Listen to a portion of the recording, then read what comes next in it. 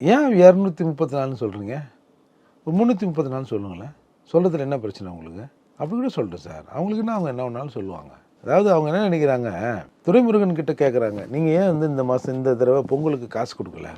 காசு கொடுக்கலன்னு அடுத்த தடவை தேர்தல் வரப்போதில்ல, அப்போ பொங்கல் சேர்ந்து வரோம்ல, சேர்த்து கொடுத்துக்குறோம் அப்படின்னு ஒரு வார்த்தையை சொன்னார். அதுக்கு என்ன அர்த்தம்? தேர்தல் சமயத்தில் வர பொங்கலுக்கு 1000 2000 கொடுத்தோம்னா எதமா 2000 கொடுத்தாரு, தேர்தலுக்கான காசையும் சேர்த்து கொடுத்துட்டாரு அப்படின்னு ஜனங்க வாங்கினு எங்களுக்கு ஓட்டு போட்டுரும் அப்படின்னு அவர் நினைக்கிறார்.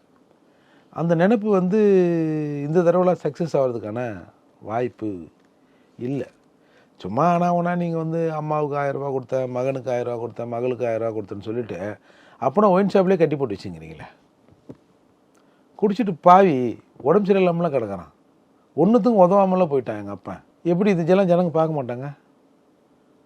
சும்மா நீ ஒரு 1000 ரூபா கொடுத்துட்டுனா போதுமா?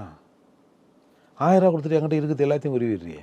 அப்போ இவங்க கணக்கு ஏதோ நம்ம காசு கொடுத்துட்டு இந்த மன்னர் வந்து அரண்மனைக்குள்ளே இருந்துங்கன்னு, எப்படி அமைச்சரே எப்படி மழையெல்லாம் பெய்யுதா, மும்மாரி பெய்கிறதா?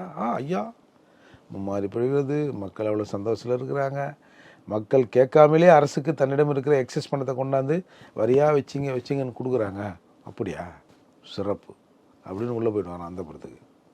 அந்த மாதிரி முதல்வருக்கும் மக்களுக்குமான நேரடி தொடர்புங்கிறது சுத்தமாக இல்லைன்னு தான் நான் பார்க்குறேன்.